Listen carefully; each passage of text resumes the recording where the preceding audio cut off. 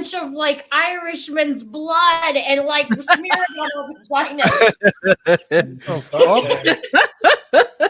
Jen, that's a you specific thing, but we very much appreciate the information. If I ever run across an Irishman's blood, I will send it your way. And away we go. Woo!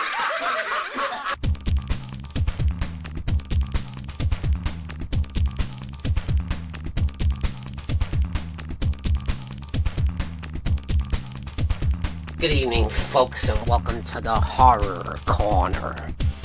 Hey, horror fans! Once again, it is the Horror Miser Money. Hey, everybody out there in YouTube land. This is Jen, and Velvet's with me.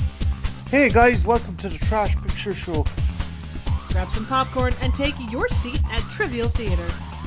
Remember that horror rules. Ha ha ha ha.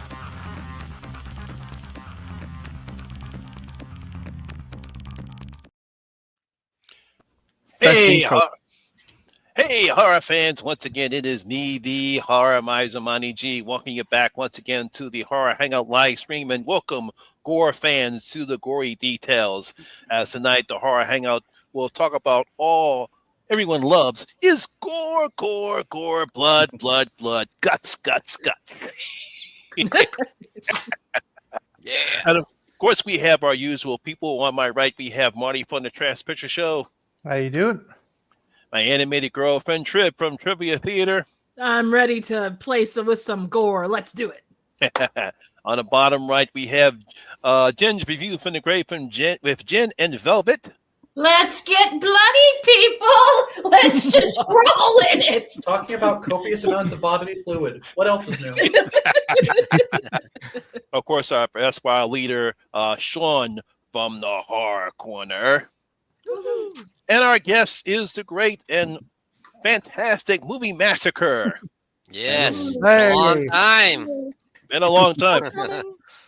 We've been trying to get you on the show for a while, but I'm very glad that you finally got a chance to join us. I should have been on last year when Sean asked me, but then I got the blue screen of death. I remember that, yeah. Yeah, no, I remember that, yes. Should have just bought a new PC because it costs so much money to fix after that. So in this live stream, we've decided to go on ahead and talk about gore and horror films because we all love gore. And why is that? I mean, why do we, as horror fans, love seeing people get their heads chopped off, limbs broken up, stomachs gutted out with puke all over the place, people throwing up all types of nasty crap? Why do we love gore? So Because we can't afford lawyers. I mean, we can vicariously live through this. I was going to say, Marty, why do you think we enjoy watching gore? What do you think the reason why we like watching gore in horror films? Well, I think Jen hit the nail in the head and fucking cracked the skull open as everything's spilling over. It's vicariousness. It is just like we like playing video games like Manhunt and shit. We like to see carnage without fucking that safety net of like fiction and stuff between us. And I think deep down there's still some fucking primal part of our brain that just wants to fucking tear into shit and rip shit apart. So I think it's a vicarious kind of fucking voyeurism mixed with some kind of primal kind of thing that's going on in our brain. Mm-hmm. What about you, Trip? I just think it's really fun. Like the practical, like the process that they go through behind the scenes to make really awesome gore, especially with the practical stuff. It has and is and continues to be such an art. And I think that's such a cool thing to see. And the way they continue to push it, and you go from Psycho up to where we're at now, and they continue to pull tricks, and it's awesome. I know. All right, Velvet, Jen, why do you guys love gore in horror films? Watching people die makes my brain go burr. Kind of coming off what Triv said. For me, like, I've always said this whenever talking about slasher movies. Character is more important to me than cool kills. But the thing that I find that most appealing about gore is especially that practical effect elements. I love seeing how practical effects are done. It's one of the reasons why Evil Dead 2 is one of my favorite movies, is because I love going back and learning all the different filmmaking techniques that they put in to doing that and all kinds of little tricks and stuff. And it's just really impressive to see, to sit there and go, wow, that looks like they just killed an actual person. That's fucking awesome. How'd they do that? Did they just kill an actual person? Oh dear. And then you realize you're watching Faces of Death movie. But no, I really, really love the effort and the amount of work that goes into a really nice practical effect. And I also love the lack of effort that goes into a really shitty practical effect. Sometimes those are even better. I think for me, I think it's like what the Eagle said. I like to push it to the limit. I am an extreme horror fan, always have been. That's where I have. And I think it makes you feel alive when you see something that makes you just kind of clench or go, ooh, or just does something to you. It fucks with your endorphins and it makes you actually feel alive when you see blood spurting out as long as it's not out of view. Mm-hmm. And there's something, your heart beats. What other genre where your heart will beat and you'll feel all your endorphins going? Horror's all about it's a kickstart. Horror's always been about that visceral reaction. So, and it can kind of get you out of stuff. It's a hell of an attention getter. You had a shitty day at work, but at least you didn't get your 17 kids ripped out by a guy in a hockey mask. True. Sean dropped. Right beside that. Sean didn't like it. Or he just got his 17 ribs out by a guy in a hockey mask. You guys' answers were so awesome that he needs to go kill somebody and then he'll be back. Yeah. Sorry, I gotta go kill somebody. On CNN. Tonight on CNN. There he is. Lost me already, huh? All right, Sean. Why do you like gore so much in horror films? I'm not so much a gore hound per se, but like the others have said, it's the artistic side of things. I guess I'm always interested to see how they did a certain effect, or all the work that went into it. I know all the work that goes into it, and I always find that interesting. And I guess it depends on if they spent a lot of money on it, if it looks good, if it looks close. The closer to realistic that it looks, the more interesting I find it, I guess. But if sometimes it's fun too, if it's cheesy and campy, like it looked like someone just spilled ketchup on the guy's arm or something, Sometimes that's fun too, but it's the entertainment of it all, That fantasy, you would never want to see it happen in real life, so it's okay if it happens on the screen, All right, Movie Massacre, what do you like or enjoy watching gore in horror films? I might get swatted in a minute. If I just like seeing people get annihilated on screen. Oh yeah. No. Yeah. I just love it.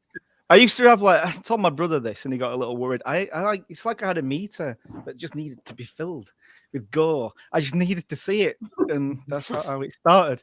And then I get older, and sometimes it makes me feel bad when I see people get killed in certain films. I'll tell you one later. And yeah, it's just not very nice. The reason why I like gore, I just like seeing people get ripped to pieces. Sorry. But I still think it's the human condition. I still think we like to think we're such an advanced race, but we haven't come that far from the Colosseum. There's still some part of us, I think, that deep down likes to see carnage, this kind of voyeuristic kind of savage nature. And we can have all the technology and all the social graces we want, but I think deep down there is still a part of us that revels in carnage. Yeah, I like to see how far it can take me when I watch films. It's like I saw Human Centipede, and people were saying how brutal that was. Oof. It wasn't. And then I watched the second one, and that was amazing. I would say I love that baby. Amazing. I love the baby. That second movie, Jesus Christ, no. I love that movie. Yeah, the unsubscription of life from that child when she gives birth to it in that car. She's slamming the pedal down. It's like, oh my God. That's what you want. That's what you want. Tom Six really took it to the level with all three of those films. No, for me, it was always fascinating because when the original Friday the 13th first came out, and I actually saw the practical effects Tom Savini did in Fangoria magazine, and it just fascinated me because I always had a morbid sense of humor growing up, watching all the horror films. My mother just thought something was wrong with me. It's like this, I just get a kick out of seeing how they make the practical effects. From Tom Savini. From Rick Baker, from the guy that did the transformation scenes in The Howling. all the special effect guys and how they make the practical effects and how they make it easy, whether it's great practical effects or even dumb practical effects that look, you know, it's fake as shit. But it's just seeing how well they show people getting their throats slashed, stomachs ripped out, or getting eaten by sharks. But that's always been the case for me. Let's see what we have in the chat. He said, gore, like all cinematic elements, should be best used to improve the feel, overall tone, and vibe. The bright red tempera paint of Gothic Hammer, yeah, that's true. The blood geezers of Japanese extreme horror films and extreme cinema, which I think, especially with Tokyo Gore Police. Yeah. I mean, you want to see some gushing coming out. I think that's where why I forget his name. Kill Bill. Got some of that. Some of his what you call him from Quentin Tarantino. You know, especially when cuts up. Especially when Lucy cuts off that Japanese guy's head and his blood just spills up. That definitely comes from Japanese Tokyo Gore Police. Yeah. You know, I think Tarantino missed a trick by not having someone with swords for feet and hands. Yes. Another big influence would have been impressive. Another big influence on Tarantino would have been a lot of the samurai flicks in the 70s, like Lady Snowblood and Lone Wolf and Cub and stuff, because they went fucking bonkers with like fucking cutting throats and having the tops of the guys' heads cut off and shit. They didn't hold back. Those samurai movies were fucking off the hook. I know. Who's seen Tokyo Gore Police? Hello. I have. Woo, same. That's man, you talk about some extreme gore. You know what's funny is amazing in that. It's like the movie Django Unchained. Have you guys seen that? Yeah, I've seen it. Yeah. No, but I thought the gore like ruined that movie because I like, you know, this could be a really good Western, great acting, and then there's just blood, someone dies, blood splurting and splaying everywhere. I'm like, this just ruins it for me. I'm sorry. Yeah, it kind of took me out of the film because I was not expecting that overall violence. But then again, that's Tarantino. Sometimes he can go overboard when it comes to the violence in his films, and I felt this, so it kind of took away from what the film was supposed to be. John comes out there. He said the mechanical figure scene in Sanjuro is where the trope of excessive blood spraying in action movies and anime film is inspired a bloody accident. Yep. Nice. Very good, very good. All right, the first question that we have is, of course, we all know that Herschel Gordon Lewis is known as the godfather of gore when it comes to horror films. So the first question is, which is your favorite Herschel Gordon Lewis film? So, Marty, which one is your favorite? It was a toss up between Blood Feast and Gruesome Twosome, but I think I'm actually going to go with Blood Feast because it's fucking ridiculous. I mean, how long can a woman's tongue be? He's just fucking yanking that thing out of her mouth. Is that a tongue or a fucking liver? What the? It's just happy to see you. No, it's like, you know, the trick with the fucking handkerchief the magician does, but it's a fucking tongue. It's like, we got more. I love it's ridiculous. It's stupid. It's dated badly. Culturally, it's very fucking insensitive, but at the same time, it's fun. It's dumb fucking fun. And Blood Feast. You can't go wrong with Blood Feast. All right, Trip. Okay, so I have twofold. One's not gory, but I'm going to mention it because it was my introduction to Herschel Gordon Wells. Anyway, Monster Go-Go from MST3K is a goofy, weird, stupid movie. But it's such a fun, weird, goofy thing. But yeah, I got to go basic on it. I'm going to go Blood Feast as well. It's just, it inspired Blood Diner. It inspired Bloody Pharaohs of Pittsburgh. I don't know. It just, the movie has blood in the title. It probably was influenced by Blood Feast. Oh, 100%. Like Blood Diner was a lot better than I was going to give it credit for. But like the fact that so many movies took inspiration from that was just really cool. Mm-hmm. And it's the practical effects for as, you know, kind of low budget as they are, make it like it works. And yet it still pulls like Carnival of Souls level weirdness. And I really appreciate that. Mm-hmm. Jen Velvet, your favorite Herschel Gordon Lewis film? Well, I'm surprised the panel has not brought up one in particular Herschel Gordon Lewis film, and that would be because, hold on to your hats, kids, The Magic Land of Mother Goose. Yes, he not Wow. only did that film, What? yes, he did. He not only did he do this one, he did another movie called Wonder Boy. And I have not seen Wonder Boy, but I have seen The Magical Land of Mother Goose. And it's a movie. I mean, it's cool. What's your actual answer? I mean, no, I'm serious. He looked it up. I know he Fucking did. Google. I know he did. But do you have an actual answer that's not just a shit take? Well, yeah, because but then I'm gonna have to be a basic bitch and say blood feast. Oh, okay. Like, Well, it's- there Hey, you I go. was a basic bitch. Are you saying that being a basic bitch is bad? well, no, but like I wanted to wow you people, but I always like to be honest with you people, and I'm like, oh fuck. Like, here's a little thing, and this might be a little controversial. When I heard about him when I was a kid, I went in with too high expectations. You went in expecting like Mario Bava or something. I You did weren't Fulci. Yeah. You were expecting an Italian horror, whereas what you got was William Castle with a little extra red paint. Yeah, with some ketchup. And I respect as I got older. I'm not shitting on the man. Like, I respect the craft, and it is batshit crazy. And there are some people who I can totally understand why it's your jam. Wasn't one of my jams, if I'm gonna be honest. Not one of your favorite directors. No, but I would say The Magical Land of Mother Goose is something you should. Oh, and he also did a lot of skin flicks. Of course, naturally. Yeah, and those Yeah, were before. interesting. Yeah, Goldilocks and the Three Bears. Yes. Wait, what? And there was also one other one that he did because he got a lot of flack from his. I know this is going to shock everyone. Some people thought he was a little misogynistic toward Herschel women. Gordon Lewis. What? Come on. Oh, And he made a biker babe movie. It was kind of like, fuck you all. See, I support women. I'm a feminist. He's a feminist. Now look at them in their leather bikinis. Basically. So there is that movie too. But if we're going to go, I'm going to have to be a basic bitch and just go Blood Feast. Please save me. Please tell me you have something. Well, as a connoisseur of trashy cinema, Blood Feast is great. Blood Feast is very influential to a lot of stuff. Like The blue hair? like Triv said, if anything, my favorite thing about Herschel Gordon Lewis is that he inadvertently led to the creation of Blood Diner, which is one of my favorite 80s horror movies. It's fucking phenomenal. Fucking peak. But out of actual Herschel's filmography, I would actually say this. My favorite of his probably is the one that has the most substance, at least attempted having substance.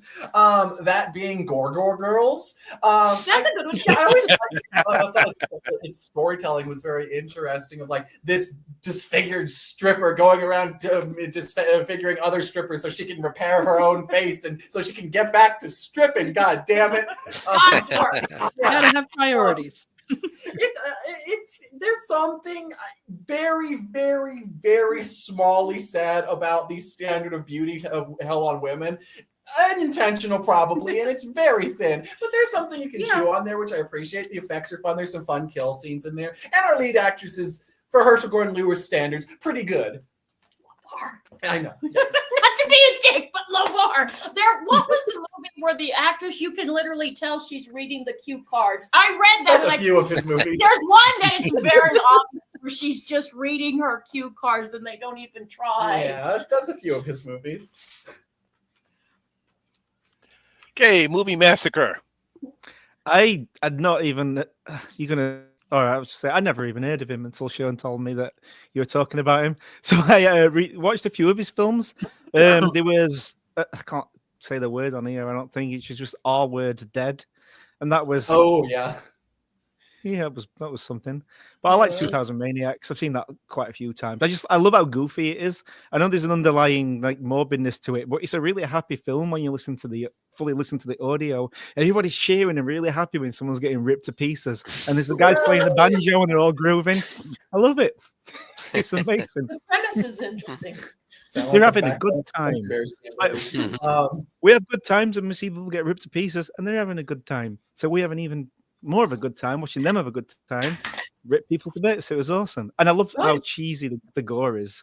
It's like when someone gets that lady gets her arm hacked off with an axe, but instead of seeing it here, they pull it apart and really focus on it so we can see that it's gore. It's brilliant. I think he used like freaking animal guts or something in that film. All right, Sean, what's your favorite Gordon Lewis film? I mean, Herschel Gordon Lewis. I'm gonna agree with Velvet. Actually, the Gore Girls. Hell yeah. There's some You two are really the nice non-fake kills in that horror. one. We're the real connoisseurs. As I said, I didn't like his movies that much. Gore Acting Girls. is super cheese-tastic. You see girls stripping for like 15 minutes long, and then they just go to their apartment and they get brutally murdered. One girl gets her skull smashed with a mallet, and he's like pulling the skull apart. Nasty stuff.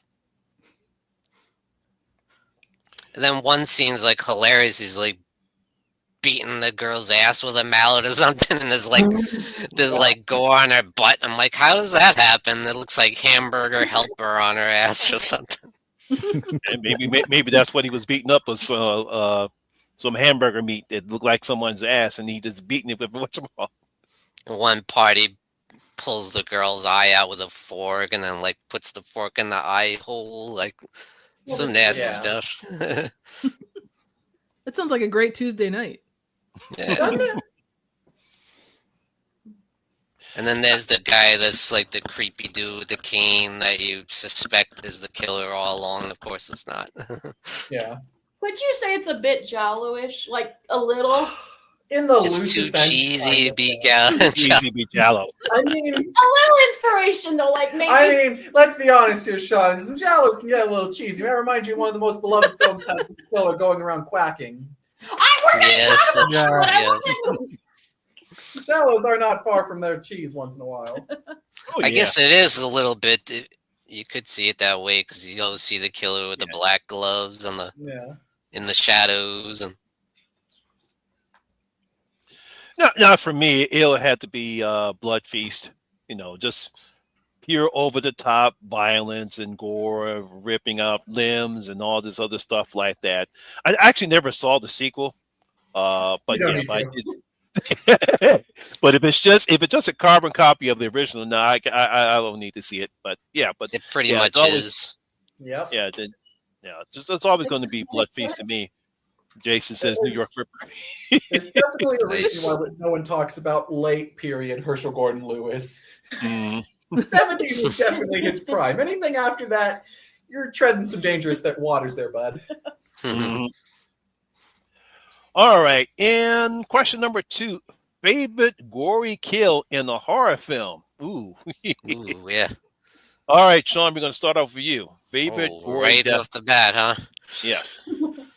I'm gonna go with an absolute classic, and that is from Zombie, the wooden splinter to the eye, the masterpiece, the nice. greatest gore kill in all history, in my opinion. But it's just something about it so raw, and it just makes you cringe. Like you're like, oh no! Like like as the eye gets closer and closer and closer. Oh.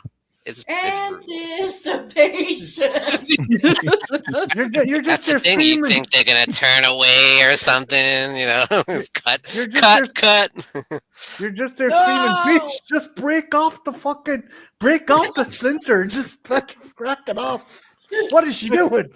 I'm like, wait a minute. While the zombie's pulling her head, it's like she can't use her hands. Yeah. Stop. I know. Anything like that.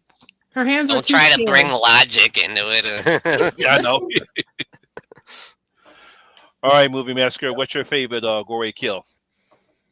Mine's a recent one. It's a bedroom scene in Terrifier 2. It's amazing. I love how nasty it is. It just keeps going. And you think, oh, he's finished now. And he hasn't. It's just, and she's the nicest person in that film. And you think, oh, she's going to survive, not without the clown. And he comes, when he rips her eye apart, it's disgusting. And he just goes and he starts ripping her skin off. And you're like, is he finished yet? And he splits her arm apart. And apparently it wasn't supposed to go that far, but it just happened. So they kept it in it.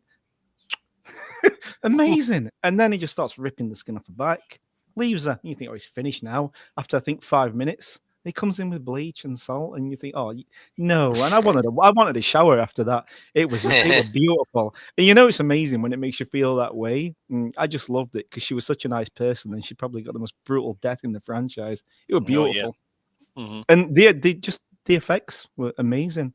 Apparently, they had nothing else to do during COVID, so they just worked on that scene for months to stretch it out, make it as nasty as possible, and it was great. I loved it. It was beautiful. Okay, It was indeed. All right, Jen Velvet. Well, see, the thing of this was a very, and I love my fucking gore, but the problem is the most effective scenes for me are usually more psychological, or as Texas Chainsaw Massacre showed us, what we don't see is sometimes way more horrifying than what we do see. And so, like, for me, like one of the most disgusting things that makes me squirm isn't a murder, it's fucking vomit. It's that fucking audition scene where every fucking time. I've seen that 100 times and I'm like, oh, Jesus Christ, make it stop.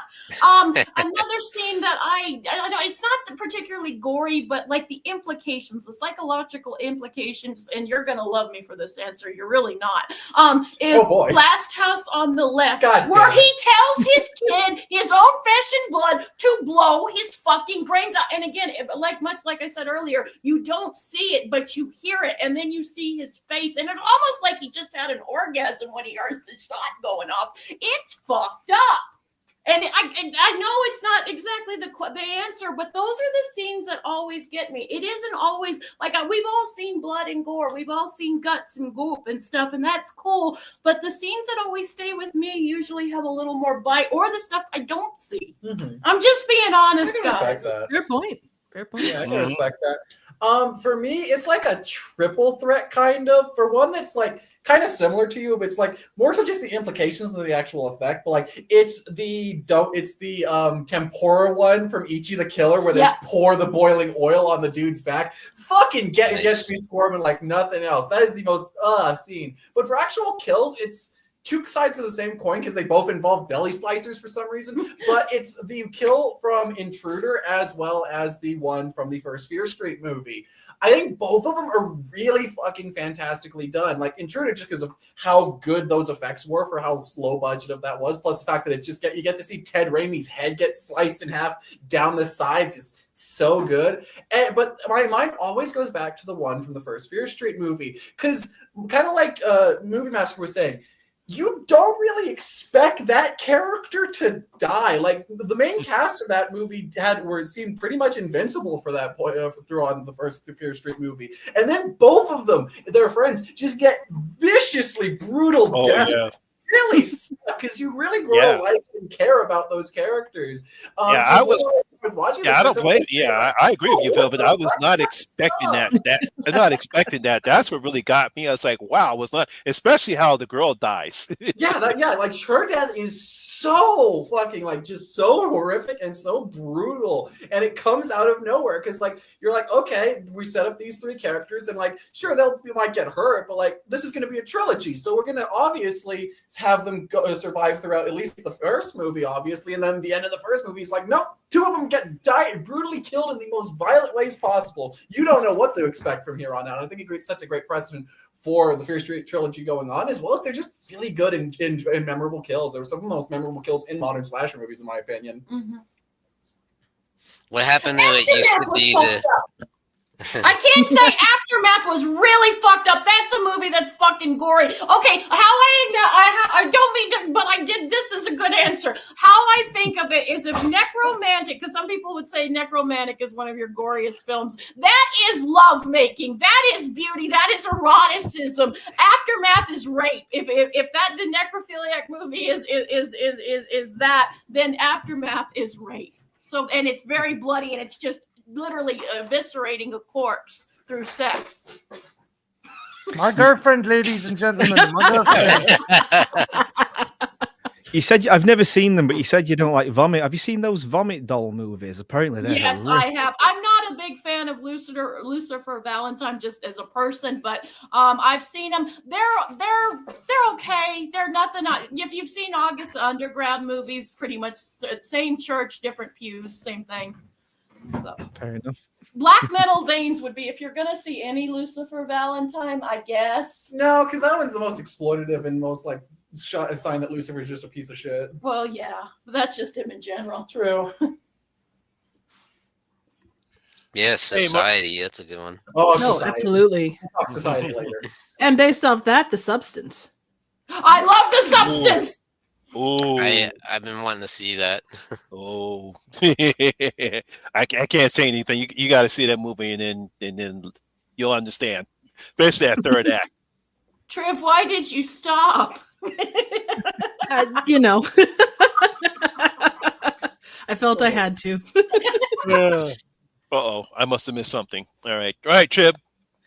I had to go with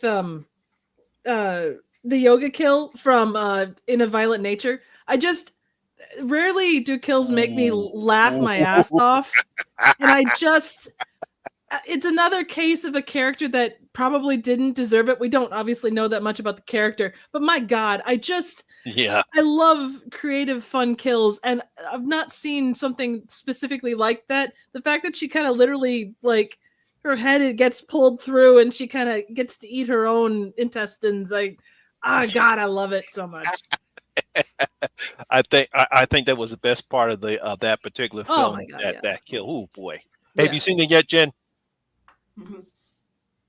Like that's a yoga move I need to master. I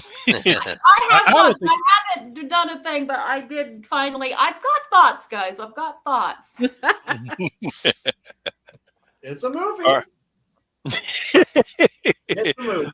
I didn't. The movie itself, but the that's a good way to put it. That's a good way. Yeah, it's I'll give you the kill.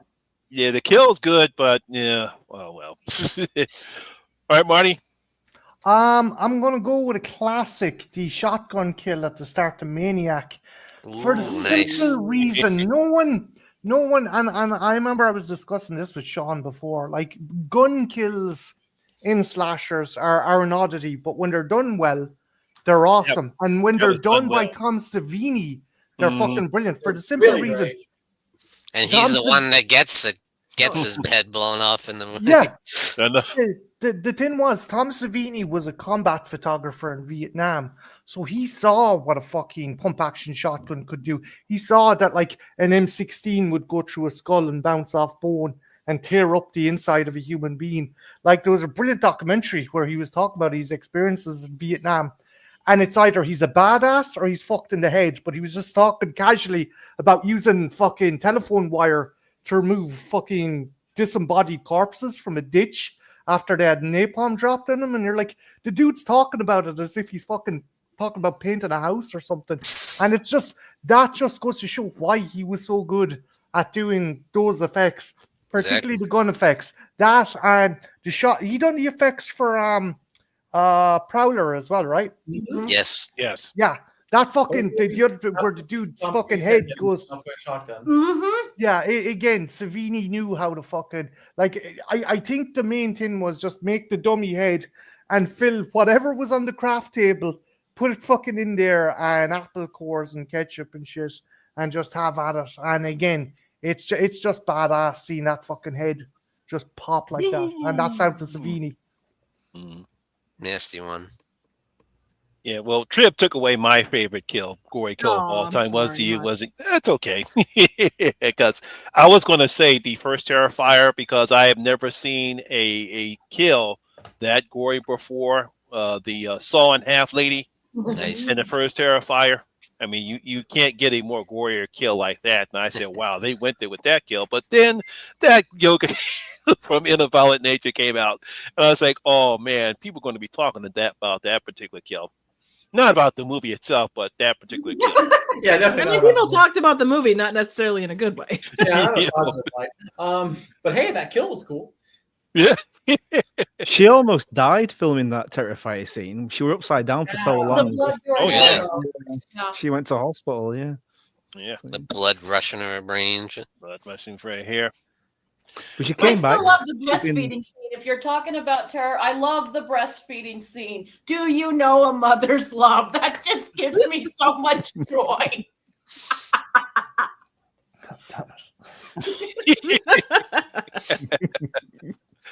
Okay, question number 3. What do you consider to be the goriest horror film of all time? Oof, man.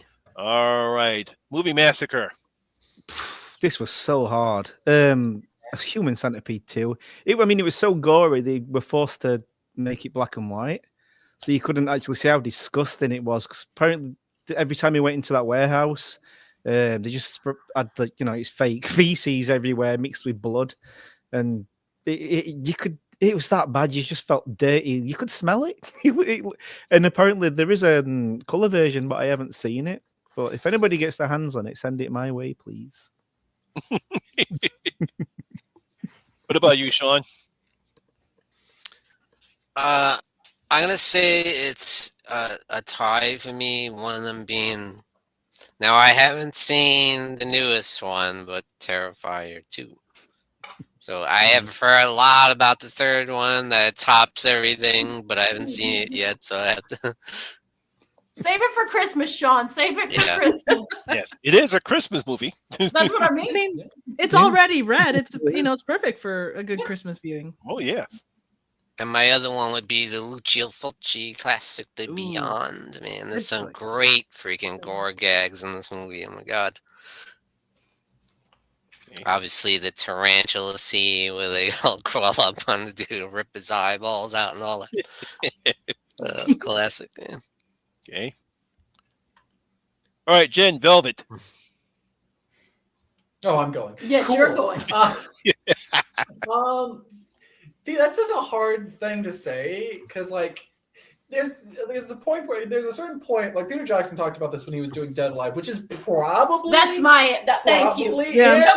Fucking Like, answer. there's a certain amount of point where you do so much gore that eventually it stops being like shocking or horrific and it just becomes ridiculous and funny. And I feel like the movie that best blends that is probably Fede Alvarez's Evil Dead movie from 2013. I mean, as everyone says, it's literally raining fucking blood by the end of that thing, and it's so goddamn good. They use so much. Cue the Slayer.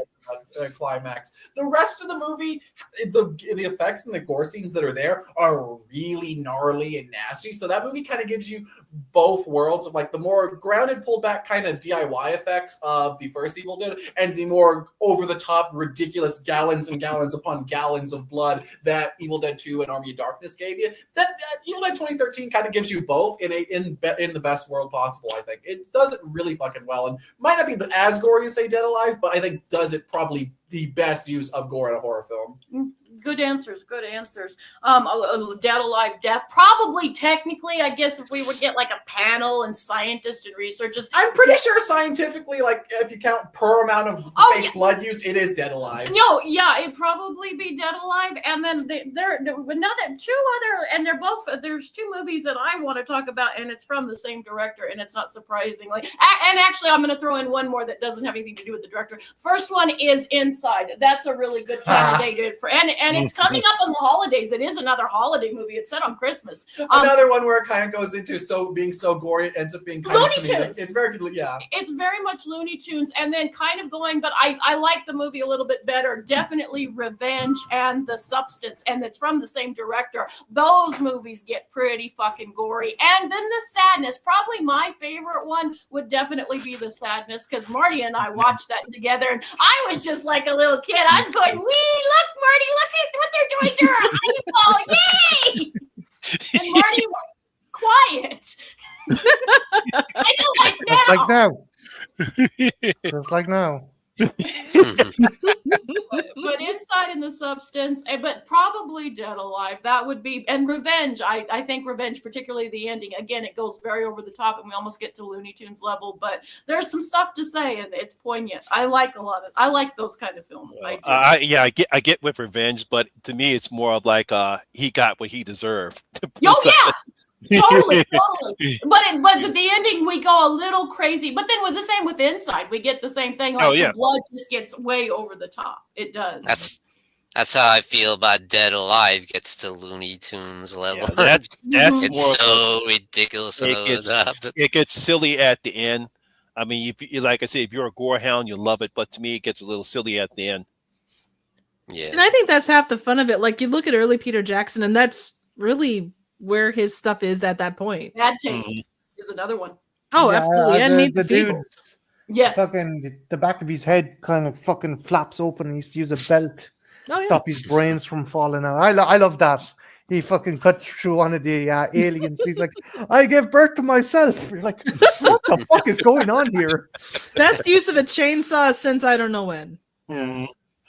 And this flesh cookies, guys, it's almost Christmas. It's, the scene where you kill your own mother. Not only did you kill your mother, you embed cookie cutters into her back, take the flesh, put them in a piping hot oven, and then when they're done, you have a nice little thing of milk and your mother incest flesh cookies. Just anyone watching, this is not here you go with the Black Christmas. You go with Black Christmas. This is a hypothetical thing Jen is talking about. She's not actually giving you instructions on how to cook flesh cookies. Are you sure that she hasn't done any flesh cookies on your back, Marty? Jesus Christ. That's gonna be in Jen's cookbook. We're not related. Kinky. Jen's gonna have her own Christmas cookbook. I know. That's why you wanted our addresses, right? You wanted to give us Marty flesh cookies. Yeah, you run the surprise, Triv. I'm sorry, I can't help myself. All right, Triv. John mentioned it in chat, actually. It's one I just recently saw. It's called Adam Chaplin. It's a 2011 movie, and it is like kind of the devil version of The Crow. It is so fucking gory. It's insane. There's so much blood everywhere. The guy just beats one punch to a guy's face, and his face just explodes. And it's fun and gory and just such a fucking mess, but it's awesome. One punch hell of a punch. Exactly. Basically, yeah. I'd also say Brain Dead is also just phenomenally fun and I love it. Just the level of gore again. I guess for me, gore equals fun, and that's kind of where I take it, both on the practical effects side and just generally. So yeah. Very cool. Good answers. Yeah. All right, Marty. I would have to say, I'd have to say that it's kind of hard because there's a lot of contenders, but I'm going to actually go with Cannibal Holocaust because the fact is, not only do you see a dude's fucking John Thomas cut off, you see a woman getting a fucking stone up her pooter hole. You get just some of the most fucking vicious kills ever. You also I'm torn. I'm torn. This is fucking horrible. I think some aspects of the movie are cool, and it's a great commentary on media and human consumption of tragedy and shit. But the fact they killed animals on it gives it that bit more of a fucking push. And I'm not condoning that. I'm just saying that the director was like, okay, we're gonna fucking kill this monkey, we're gonna kill this turtle, we're gonna go all fucking in. And again, that's cruel, that's horrible. One other thing that annoys me with Cannibal Holocaust, people are like, oh, that's fucking trash. Yet you will watch Apocalypse Now where they slaughter the fucking water buffalo, no problem, and have no bother with that, but you'll give fucking Cannibal Holocaust a fucking bollocking? No, that's bullshit. It's a ballsy movie. It doesn't hold your hand. It doesn't fucking hold back. I do get the director was a piece of shit, but the fact remains it was such a compelling and serious movie that the cast had to be brought stateside to prove they were still alive and that the director hadn't made a fucking snuff movie. I gotta give it props for that. Before Blair Witch, basically, they kind of pulled Fair point. Like, hey, we're still here. We're alive. He did not kill us. Yeah. I was actually going to go with obviously Martyrs because of certain scenes in that particular film, but I have to go with the sadness. The sadness was just all out crazy, and it's not just with the gore; it's what they did lift the core, Yeah. and they make these people just act real crazy, and that just not like how you enjoyed it, Jen, but I loved it. Comedy of the year. I was kind of shocked because usually it's an Asian comic that influences Western horror movies, but in this case, it was a Western comic that influenced an Asian horror. I know, movie. yeah, I know. Oh, Cross. Because I was reading the comic that was based upon, and I said, that movie always. I haven't seen a picture that used that much intense gore, and it really amplified the story. I think that's the reason why I enjoyed the sadness a lot, because the gore amplified the story a lot. I mean, just imagine these people can't help themselves and just do the most sickest crap that you can do to another human being, and the other people enjoy it. Yeah, it's, I know Jen's talking about that scene. See, you probably know what I'm talking about. Good scene. the thing is, I shouldn't have been as shocked because I collected a couple of volumes of that, and there's like one dude gets his stomach opened up, and the dude decides to stick his fucking John Thomas into the dude's open wound and like go away, like, so I shouldn't have been too shocked, but it's you got to give a director balls to go fucking full tilt like that at the same time. Yeah. Does it have to be his own balls, or can he use someone else's? Probably someone else's, knowing that fucking. It's like the scene in Terrifier 3-2 where you take a piece of glass and masturbate it while you're watching a clown murder someone. That was hot. Again, that fucking comic went hard. Like, one of the Cross gave birth to a child and then used the umbilical cord and the baby fetus like a morning scar. That sounds awesome. Bothering people. It was fucking insane. I know. Yeah, crazy. All right, here's an interesting question. What is your favorite mainstream gory horror film? Start with you, Jen and Christian. God damn it. What do you got? You go. I go. Well, see, the mainstream, we watch, like, I don't know if anyone's aware of it. We're kind of indie people. Pulls out pompous fedora. No, but we love all horror. We're not just, but we do like to celebrate indie on this You channel. probably haven't heard of it. We're those assholes that there's this Forrest Gump. No, but besides that, for mainstream, like you have to kind of the normies, and I guess like it's not a favorite of mine, but I'm thinking mainstream. Probably all the normies were losing their minds over Hostel, and I that's would argue Hostel 2 might be like one of the gorier ones. I would say Hostel 2 than Hostel. Yeah. But the whole Hostel series in general, like besides like Hostel 1's pretty tame and Hostel 3's Hostel 3. But Hostel 2 has some really good gory bits in it, and it's surprised how far it's able to go given its fucking mainstream release. And I've heard people lose their minds over Saw, some of the Saw kills, and like, I'm more of a Final Destination girly, if I'm going to be honest. But yeah, those are fine too. I guess the Final Destination, is that mainstream? That's my favorite. But there's good creative gnarly bits in there. Yeah, I mean, anyone who's a horror fan, when we get behind a fucking log truck, we all think this. Yeah, there's some good ones that. Yeah, I think for me, yeah, that's what normies know that one, right? Respect. Hostel 2 probably, like, it's probably one of the only like widely theatrically released horror films that has like an on-screen dick capitation. So I love the bloodbath scene, whatever, like that. Yeah. Mm-hmm. All right, what about you, Movie Massacre?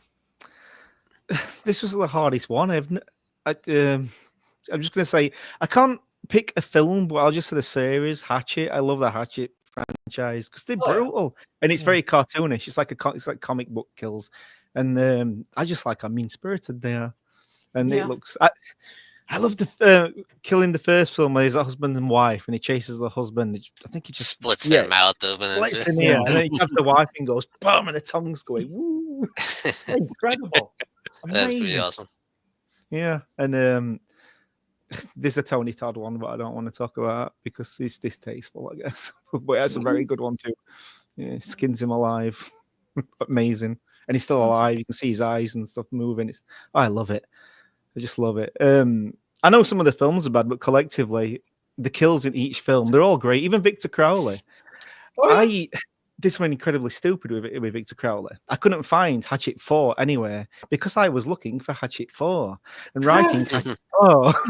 And then I found it. I think it's because it's called Victor Crowley. It's not called Hatchet 4. Yeah. That's why I couldn't find it. Yeah. And I found it in a store and bought it. Mhm. And I hope Right, we get another one with Daniel Harris because she's in the ending, isn't she? Yeah. Hopefully we'll Put get him it. in space. Oh, Put him in space. Put him in space. It's We can only hope.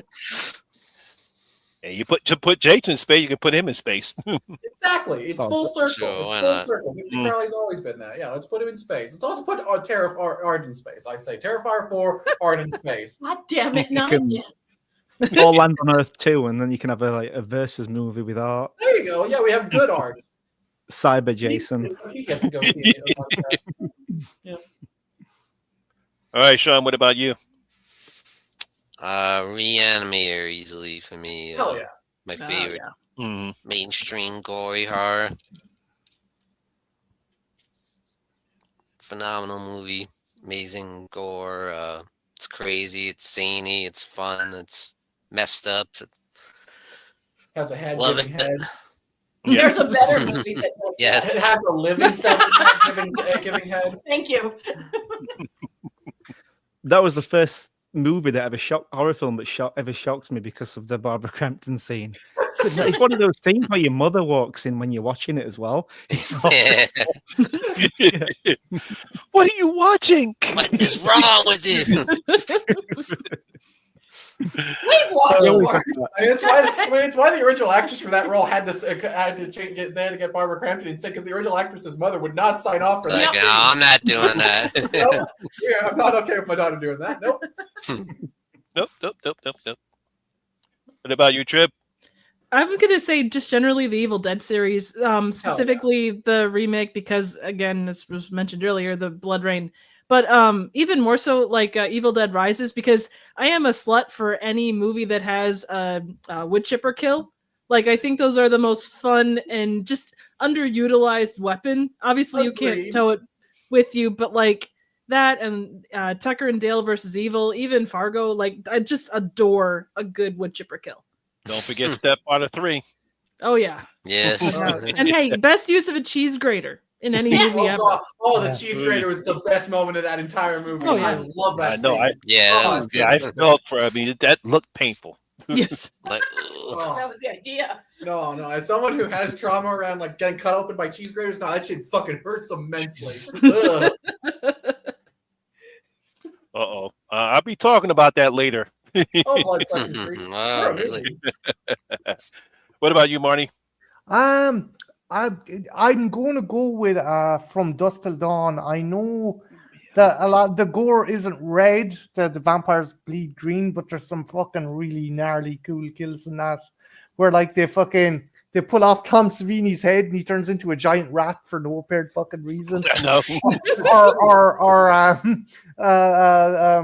Cheech Marine, who plays three characters, the vampire character, he just fucking dissolves into this horrible goopy mess. Or oh Christ, who's the big truck driver? He kills one of the vampire women and her eyeballs roll. He stakes her on the pool table and her eyeballs roll into the corner pockets. Again, there's just some. You can tell they're having fun with all the kills in that obviously. movie. Oh yeah. And it's just a fun, cool movie. Very Yeah, It's the feet scene. It's the goddamn No, it's fucking feet, people. No, there's two things that stand out of Dusk Till Dawn for me. One, it's the Tito and Tarantula and the entire band getting to cut the random cutaway shot of them as vampires, and the one dude's guitar is just a human torso. cut. Yeah, I was going to mention that too. That was my favorite part. The guy's I playing love that. he's got a torso playing the guitar. So good. What do we do next? and Let's it's kill that fucking bat. Violent death in that entire movie. As Quentin Tarantino lovingly says on the commentary, you never see a kid that happen to a kid. But no, in this movie, we said, fuck you, kid. You get a horrible death screaming in agony. Fuck you. That's movies, baby. For me, I'm going to go with the Green Inferno. because I truly love that particular film. Talk about very gory mess right there. You can't get some gorier kills than the Green Inferno. And unfortunately, we get a guy that throws up, which really just I can't. I don't, Monty. I don't mind the guy throwing up. The dude who's like, they look over, the guy's wanking in the corner. He's like, "What are you doing? It helps with stress." You're like, "You're about to be eating. You're fucking churning butter in the corner. Fuck off." Better than eating it. Eli Roth. Back Yeah. before you.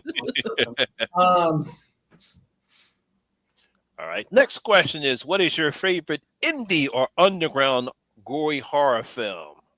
All right, Movie Massacre. Necrophiles. It is incredible. Has anybody seen it? I haven't seen that. I've heard of it. I never saw it. It's just everything's wrong in it. But I can't. But it's just amazing how it made it to screen. It's fantastic. It is what it is. It's just, he has a relationship with a blow up doll as well, and there's scenes where he's just walking around with his dong out, and it's huge, and he's just happily treading along, and it looks so comic book like. It's very very funny, and it's the only downfall is it's a bit grapey, obviously, which kind of sucks. But there's a killer flying supernatural baby that he fights as well, and it's just horrible. And the beginning made me feel dirty when he just started eating someone's breasts, and it's just, fuck it, I love it. I absolutely love it. Check it out. I reviewed it on my channel. We're all for it. Check that out. Yeah. What about you, Sean? Oh, that's tough, but I know it's fairly known, but I would say it's an underground creepy slasher called Nightmares in a Damaged Brain. That's a good one. That's a good one. From 1981.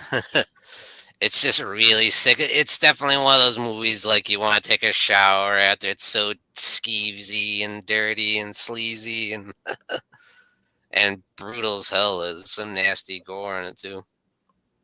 But it's similar to, it gives you a similar feel as like Maniac. You get inside the mind of this serial killer, and it makes you feel like, ugh. It's creepy too. It's actually like scary too, because it's pretty realistic, you know. All right, what about you, Marty? I've got two, so I'm having a hard time trying to pick, but I actually think everyone knows about The Void, so I'm gonna leave that one. I think The Void is awesome. So I'm gonna go with Project Wolf Hunt. If you've never seen it, it's a movie from Thailand. And it's like it's like if you crossed Con Air with the Terminator. A bunch of escaped convicts are on the ship, and the Thai government has put a genetic experiment that literally rips men in half. It's imagine if Captain America was a serial killer and someone cut out his eyes, and then you're halfway there. It's an insane fucking movie. And if you like action, if you like gore, I mean, I've never seen so many heads being slammed into the deck plates of a fucking ship and then just slid across. It's a fucking insane movie, and more people need to know about it. Project Wolf Hunt. If you get a chance, check it out. Nice. Sounds awesome. Yeah. What about you, Trip? I'm writing them down. I have to go. I apologize. A lot of what I really enjoy is I see fun in it. Bloody Muscle Bodybuilders from Hell is a Japanese version of Evil Dead. And it is so fucking gory in such a fun way. Like, they keep beating the shit out of this ghost thing, and it just keeps reforming. At one point, it looks like hamburger, it looks like meatloaf, and it reforms, and it just gets uglier and uglier. And oh my god, it is fantastic. And the other one I was gonna go with, which we talked about, was Tokyo Gore Police. My god, like the level of insanity. I just saw it, and I am still like adrenaline pumping from it because it was just so fun and goofy, and it's great. I love it. The practical effects were fantastic, and it just gets me going. All right, Velvet Jen. For me, there's a couple routes I could go with it, but for me, one that kind of always has stuck out to me would be the movie Headless, which is You son of a.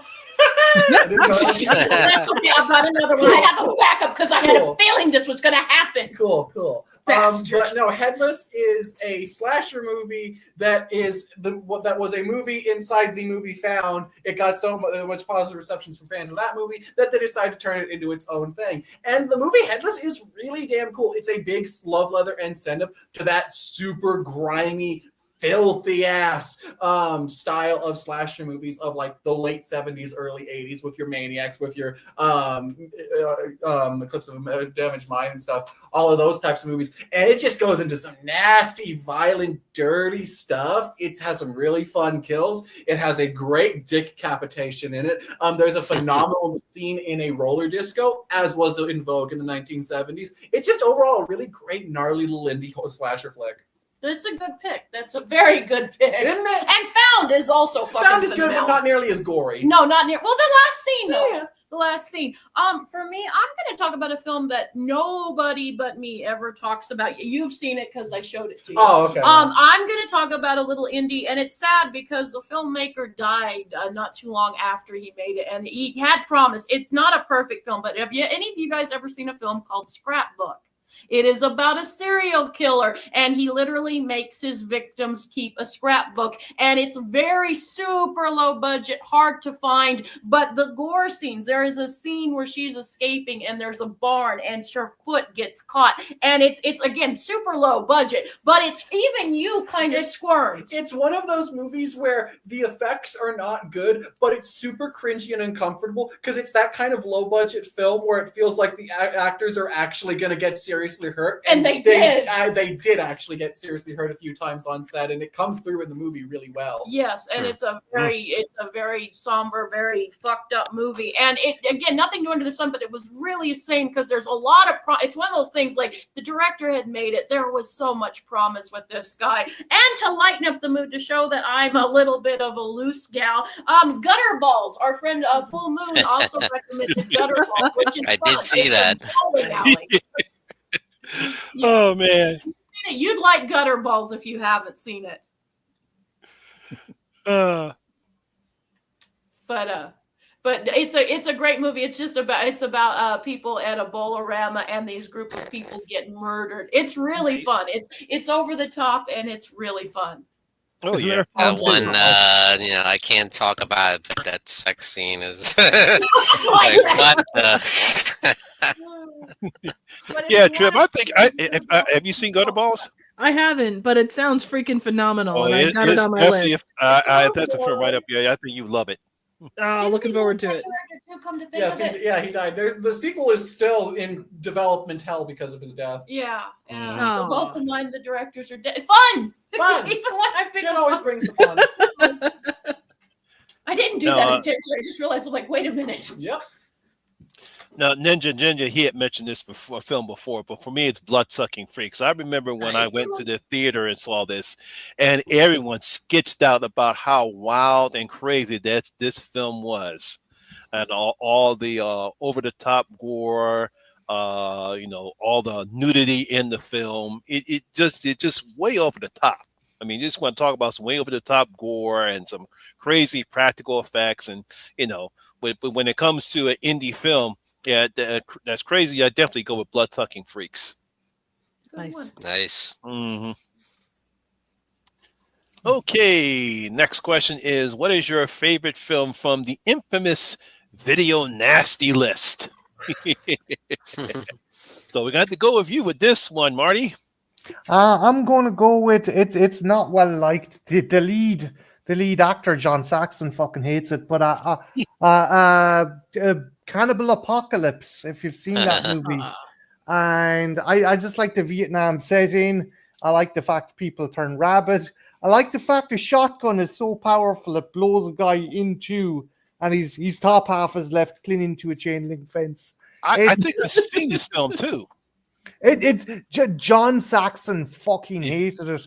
If you go up to him at a convention with like a DVD or a VHS of it, he will tell you fuck off.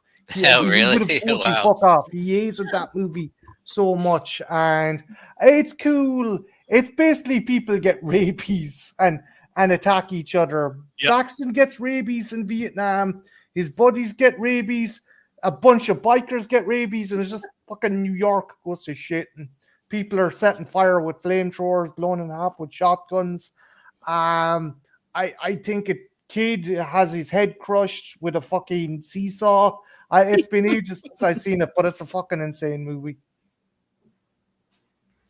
Nice. Hey, Trip. I went with Flesh for Frankenstein. When I first watched it, the fact that Odo Kier could be Tommy Wiseau in another life. I was hooked. I was hooked from moment one, and I enjoy the take on Frankenstein that they go with. It's crazy, it's off the wall, and it's just quite a lot of fun. So, Absolutely. Okay, Jen Velvet. I'm gonna go see. Well, you're not gonna steal my answer, but I'm just gonna go anyway. Cause fuck you. Okay. Cool. House at the Edge of the Park. Another You bitch. Ooh, wow. David S. film. It's I don't get this because you hate Last House on the Left. Yes, and I it's do. basically like Oh no, there's it's some, way better than Last House. but I mean it's pretty much. I mean it's kind of the same. No, movie. because it actually has a consistent tone and is good, well shot. And also Faces of Death. Okay, see, now talk about that one. I love both of these, but I see a lot of similarities between House at the Edge of the Park and Last House on the Left. I mean, hell, you have David Hess. There's a lot of rape.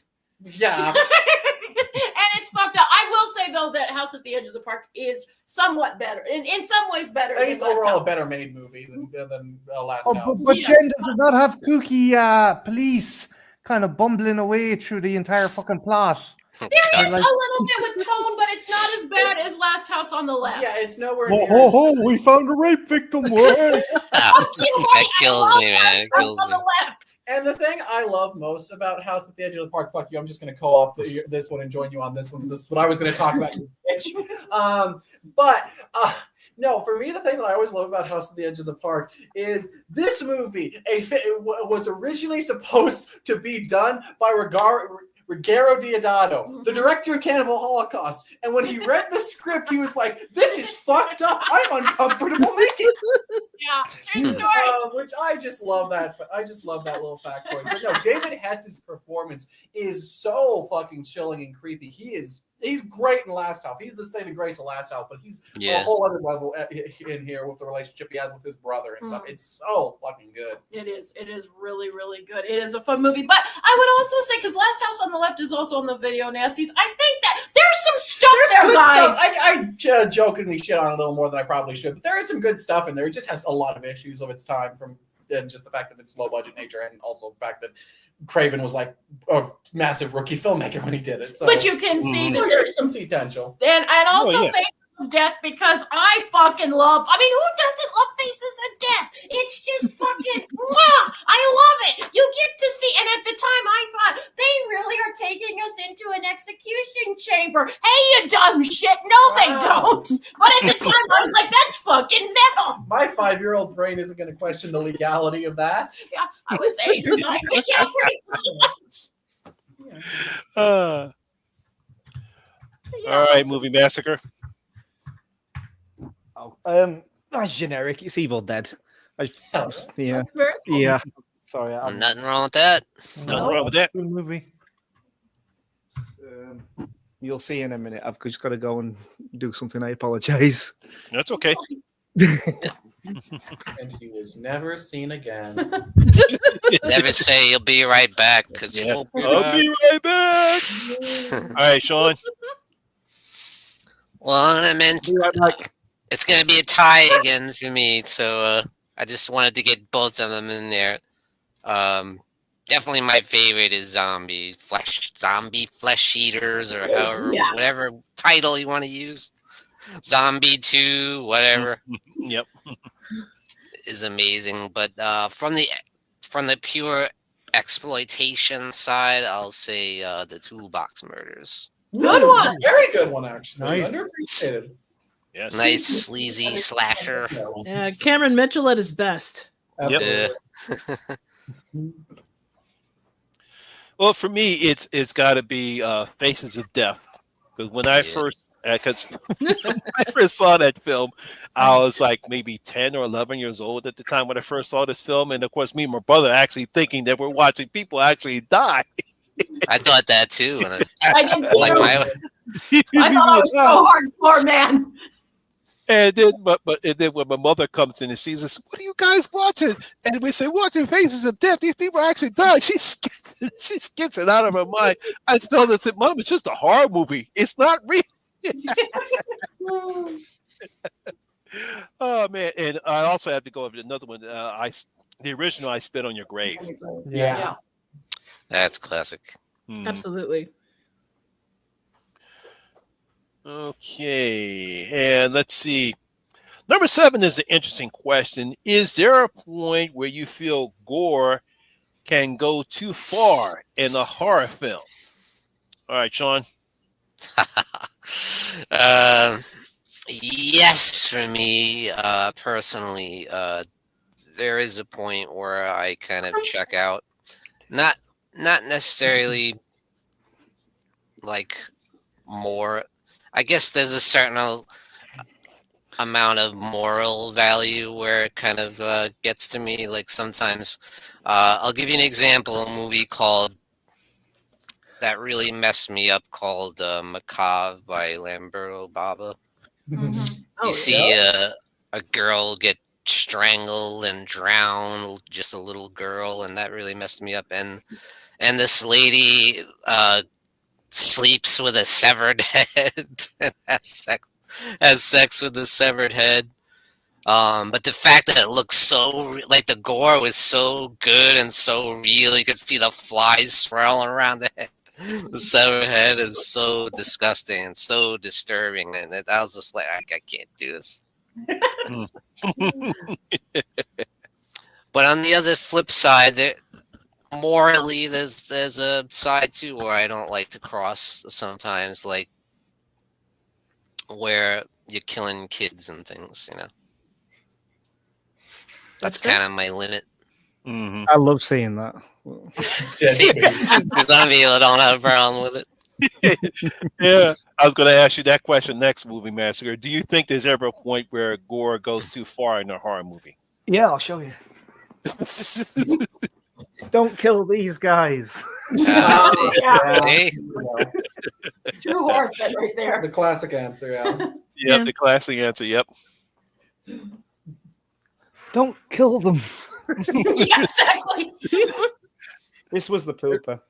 There's a reason why doesthedogdie.com is one of the most traveled to websites.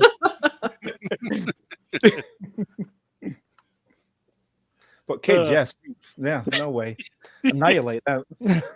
I love it. Because, you know, it's kind of contradicting what I just said, but, you know, there's no limit when you see kids get annihilated. It's lovely. It's lovely. Great. Massaker's just ended up on the watch list. Congratulations. You're a sicko, man. I told you why I like gore earlier on, so. All right, Jen Velvet. Do you want me or?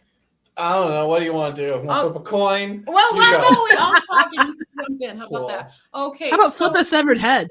Actually, for me, no, because I am, and I'm not trying to be a fucking edgelord when I say this, but I fucking adore extreme. I love as fucked up as you can get. I mean, look at some of my favorite movies, you'll know that. And there's a part of me that is literally, it's almost like a junkie. I'm always chasing that high when something does make me go, Jesus fucking Christ, because it happens so rarely and it is such a rush. And as far as kids getting killed, because I found it super interesting before Terrifier, actually, we saw what Terrifier 3 was, because everybody in the horror community was losing their minds and having big debates. Oh my God, art might kill kids. And I was like, okay, guys, calm down. Calm the fuck down. Michael killed kids in the last movie. What the fuck are you on about? Yeah, and it's not real. And then if you want to go to a more hardcore movie, and I'm a big fan, this is going to be controversial too. I'm a big fan of this movie, but a Serbian film. That was a movie that I kind of stayed away from as a parent because I knew one of the big plot points, and I'm like, do I want that in my fucking head? And then a part of me like, you know what? You're being a fucking little fucking bitch, and if you want to call yourself an extreme hardcore fan, then you sit your ass down or you shut the fuck up, Jennifer. I love how you have you naturally have the most toxic, horrible horror fan to be around, constantly talking to you in your head. But that's how it was. And so when I sat down and I was so impressed, and I'm not condoning that scene, don't get me wrong there, but I'm like, man, this director's fucking pushing the limit, and I fucking applaud it. But they do it in a way that's not distasteful, if that makes sense. You know what I mean? To a point. And I like that. So no, for me there is. But on the flip side, if there is one thing that gets me, it's don't kill the goddamn dog. Because of all the movies, there's a movie called Hounds of Love, and there is this horrible, horrible scene where this poor dog just gets stomped to death, and the scene goes on for a long time, and you can hear boots smashing and the dog whimpering, and I was just like, oh my God, please make it stop, Mommy! Yeah, Lisa. Hi, Hey, Lisa. Came in a moment. Hi, Lisa. You came in a moment. Yes, the Irish princess of horror. Other than the critter deaths, like kids, it hits me, but I'm fine with it. I'm fine. It's weird. Yeah. For me, like, if we're just for like whatever a movie sets out to do gore wise, I don't have a problem with fucking anything. Like, yeah, I'm not crazy about seeing animal deaths, but like kids. True story. When we were watching, what was that fucking movie like When last Evil year? Lurks. When Evil Lurks. The big movie from last year. When we got to the scene with the kid and the dog, I started laughing my ass off. I was so happy. That was my favorite part. I had not laughed so hard in a horror movie. I love it. I was like, holy shit, And you know what's funny? This is because he was sitting, or they were sitting like the movie. I was like, okay, there's some interesting stuff. But then my ears perked up at that one scene, and then I'm like, okay, but the movie's No, because of It's like the angels lifted them up. I have no issue with killing kids in horror movies. I personally think done well. Do a lot of Yeah, freaking fillet him. and the funny part about that was my go-to example always is the 1980s Blob remake, where you have like these two cute little kid characters. They're like the token like horror movie fan self-insert audience characters that most other horror movies would have. And they're gonna get out because of their knowledge of horror movies. And then we get to the scene of them all in the sewer, and one of the kids' best friends just gets fucking eaten by the blob, and you see him screaming in absolute horror and agony, and he's so fucking good. I love that scene just because of how unexpected it was for the time, because that kid gets fucking destroyed. But like, I love the enthusiasm. Oh yeah, absolutely. Because for me is I do feel like there is some points where movies do just put gore in there just to add shock value. That does sort of hurt a movie. Not every movie needs to be an ultra gory, violent bloodbath, and sometimes like we were talking about off screen, or I believe it was earlier on in the stream even. Not a horror movie, but Django Unchained. I love Django Unchained. But I won't lie, one of the things that does hold that movie back a little bit is the overuse of violence and blood in the movie, as opposed to being slightly more pulled back like the rest of the movie is. So sometimes less is absolutely more, and you can absolutely hold back on the gore and lead to a lot better results. But for just subject matter, I don't give a fuck. Murder all them kids. Fuck them. In that scene, when I was watching that scene, when the dog gets the kid, the first thing I thought about, Jen's gonna love this. So good. It's so good. It's the best part of that movie. But I have a problem with it as a general rule, and like you said, sometimes it can hurt, and there are definitely times where the most impact is the shit you don't see, or the sounds. You hear sounds. Sometimes visual can hurt you rather than that's absolutely why like I had that reaction of like Where Evil Lurks, as opposed to say something like, even though I'm not the biggest fan of it, House That Jack Built. How that movie kills kids and where it's completely off screen, I think is way more chilling and impactful than how Evil Lurks kills it, where it's very over the top and almost comedic, almost Dead Alive style to me. And it comes out of nowhere too. That just the next thing you know, it's like bam. Yeah, exactly. You just got my pretentious nerd out. The house is made out of bodies. He's such a genius. I love that. That would be funny. Oh, Lord, fun trip. He's such a genius. The houses are made of bodies. It's brilliant. I love that man. Moving on. All right, Trip. I think everything's got balance, and it's a very fine balance, and obviously the balance is different for someone that maybe occasionally watches horror versus someone like us that horror is a big part of our day to day. But the one thing I'll say about it is you take it too far and it gets boring. And non-gore related tangent, but it comes back around to this in The Happening when you have all of the people walking off the construction site, and it's just, you know, group of people after group of people after group of people. It gets boring. It's just like, okay, are we done? Come on, are we done? Okay, we're still going. What the fuck? It feels like it's there to fill time. And I guess I've seen enough low budget movies that stretch everything. My tolerance for keeping it sharp and good to the point, it just it bores me when it goes on too long. Mm-hmm. Yeah, I know what you mean. Same, yeah. That's honestly partly why I'm not as big into slasher movies as a lot of other people, because I do find it very repetitive genre and very boring a lot of the time, because it just, okay, stabbing, another stabbing, third stabbing. Yeah. Well, fifth guy gets stabbed. I can't believe it. I'm so shocked. But when they use the closing credits of Crowded House, then you got a masterpiece. Reference but yes, I agree with you. All right, what about you, Marty? I'll take decapitations, dismemberments of any fucking gender or age. Piss and shit. Do not put piss and shit in your fucking horror movie. I cannot get through that. No. I didn't. I could not get through that movie. I was like, no, you're not putting that fucking chocolate log in your mouth. Oh, fuck you. Seriously, just because I think with gore and stuff like that, you know, fucking it's imagination. We got that separation.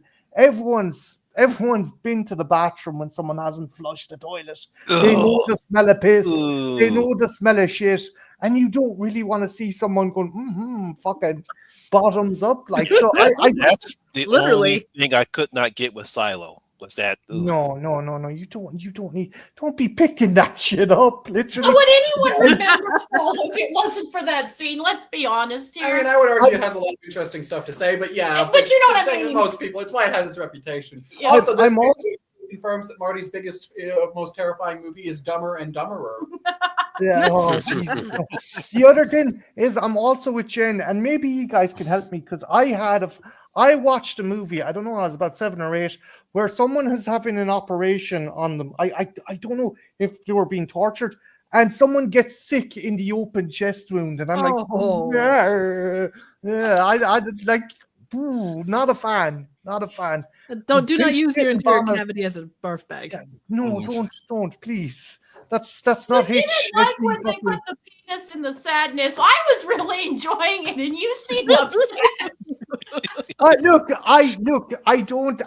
Skull fucking is not a fucking kink I will ever or fucking think anyone. We need to see Header, Marty. We need to see Header. We here at the Horror Hangouts live stream do not condone skull fucking. I guess. I mean, you could go the route of Flesh for Frankenstein, where it's all about the gallbladder. You got to hold on to the gallbladder. Hey, Sergeant Hartman, he's in the skull fucking. From a Full Metal Jacket. Or I will gouge out your eyeballs and skull fuck you.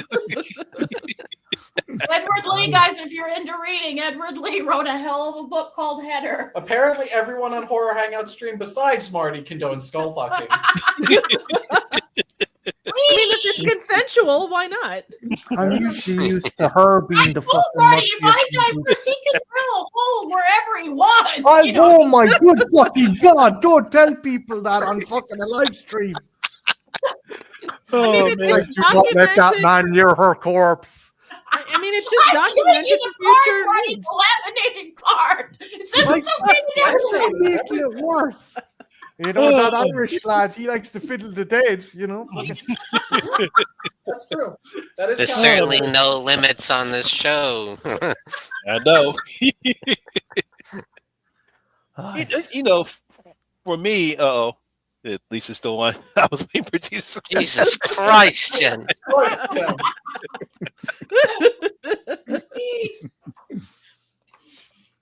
You know, for me, when it comes to gore, I don't think I really have any limits or how far gore can go, where it goes just above the case. I mean, obviously, you know, just like anybody else, I don't like to see animals get killed off. You know, I have a thing about that. You know, but for me, it's more for cats because I'm a cat lover. But for dogs, you know that goes a limit to me.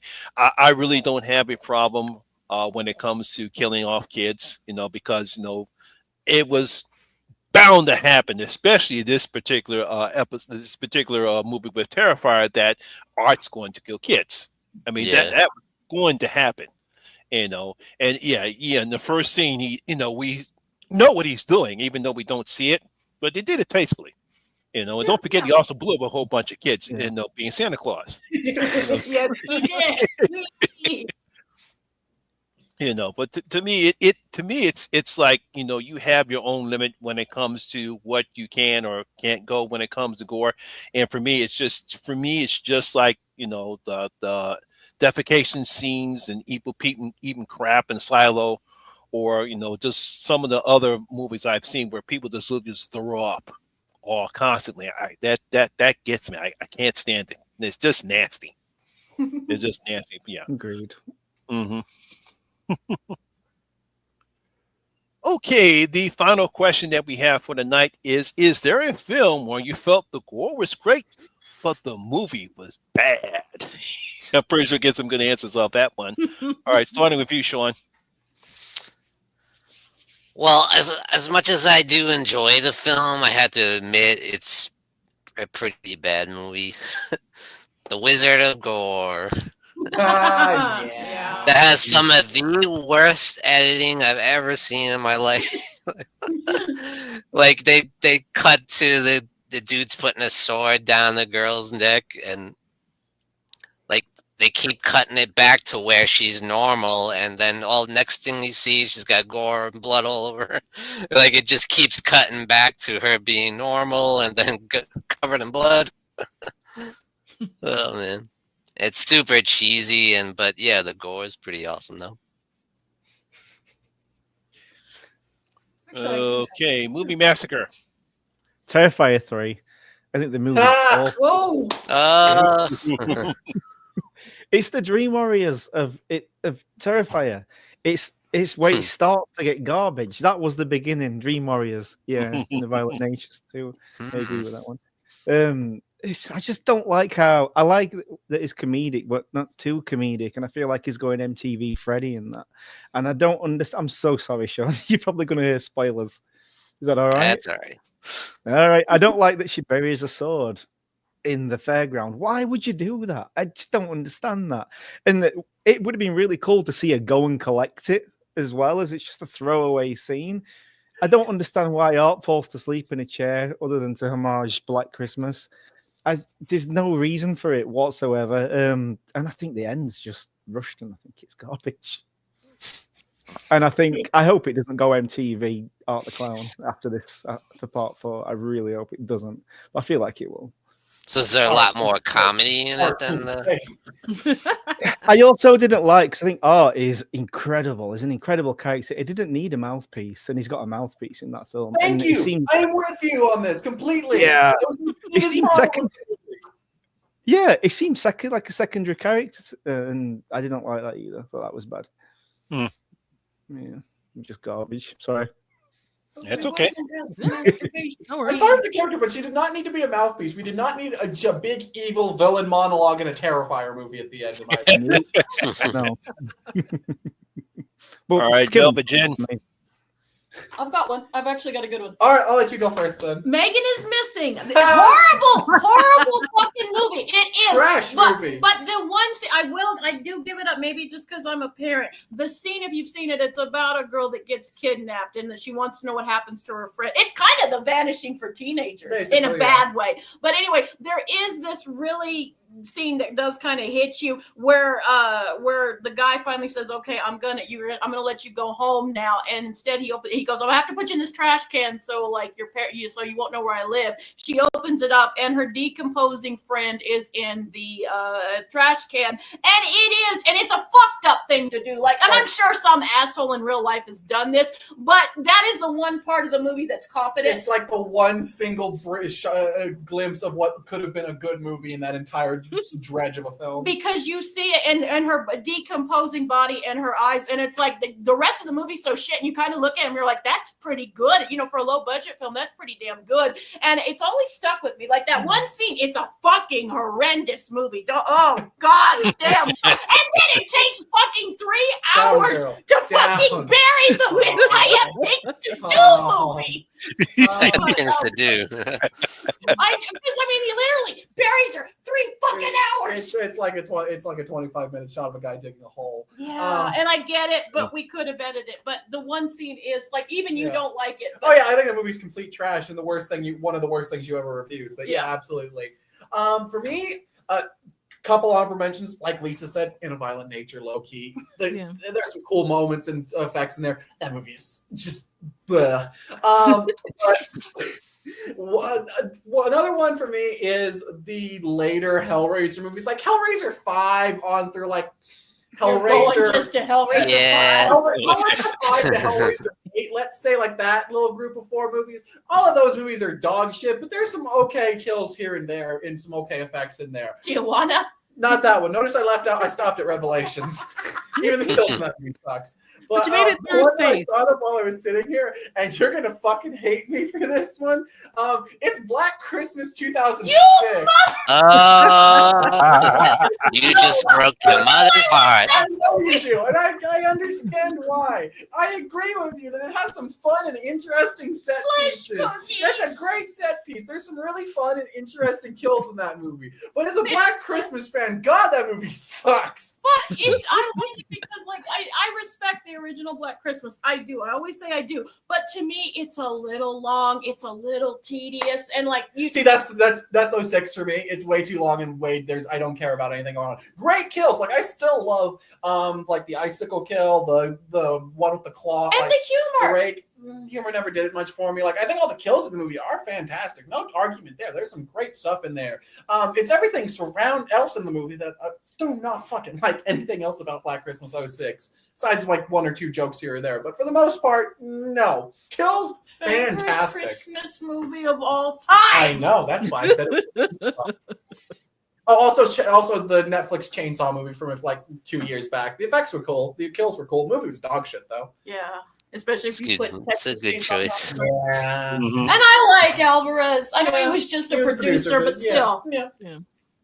I love that last kill. Like people seem to hate that though. He grabs the girl's head. Oh yeah. All the good. Except for the Sally Hardy sting literally getting thrown into the trash one. I still have not forgiven that movie for doing that to her.